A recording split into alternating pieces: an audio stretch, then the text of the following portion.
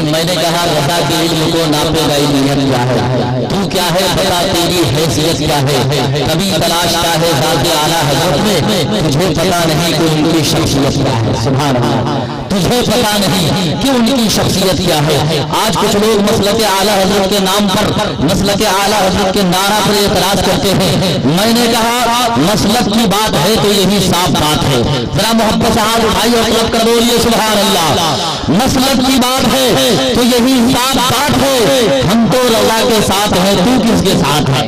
مسلک کی بات ہے تو یہی صاف بات ہے، ہم تو رضا کے ساتھ ہیں، تو کس کے ساتھ ہے؟ پڑھتا ہوں جب بھی یارو درود و سلام کو، پڑھتا ہوں جب بھی یارو درود و سلام کو، کہتا ہے نجدی اس میں بریلی کا ہاتھ ہے، کہتا ہے نجدی اس میں بریلی کا ہاتھ ہے۔ ایک بچہ تھا مسلک اعلیٰ حضرت کے حوالے سے بڑا اچھا شعر پڑھ دیا۔ جب سرکار دنیا میں تشریف لانے لگے تو ایک پاکستان کا بچہ ہے مگر قسمت کا بڑا اچھا ہے، نبی کی شان میں شعر کہتا ہے کہ مشکل کے راستے بھی آسان، مشکل کے راستے بھی آسان ہو گئے، دشمن بھی دیکھ کر یہ حیران ہو گئے، اور رکھا میرے نبی نے دنیا میں جب قدم، رکھا میرے نبی نے دنیا میں جب قدم، پتھر بھی کلمہ پڑھ کے مسلمان ہو گئے، پتھر بھی کلمہ پڑھ کے مسلمان ہو گئے۔ حضرات جب پاکستان کا بچہ یہ بولا کہ انڈیا کا بچہ بول پڑا کہ جس دن سے ہم رسول پہ قربان ہو گئے، کب بولیں گا سبحان اللہ؟ محبت سے جس دن سے ہم رسول پہ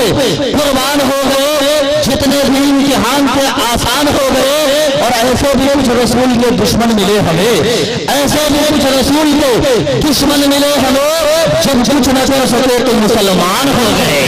جب کچھ نہ کر سکے تو مسلمان ہو گئے۔ بہت اچھا ماحول ہے الحمدللہ، ایسی جیتی جاتی ماحول میں لگے ہاتھ ہندوستان کا وہ عظیم شاعر استاد الشورا حضرت الحاج قاری حضرت الحاج دلکش ناچوی کو میں آپ کے سامنے روبرو کر رہا ہوں۔ اگر آپ تیار ہو چکے ہیں تو ہر آدمی بیچ مجمع سے کھڑے ہو کر کوئی ایک آدمی ہے جو نعرہ لگا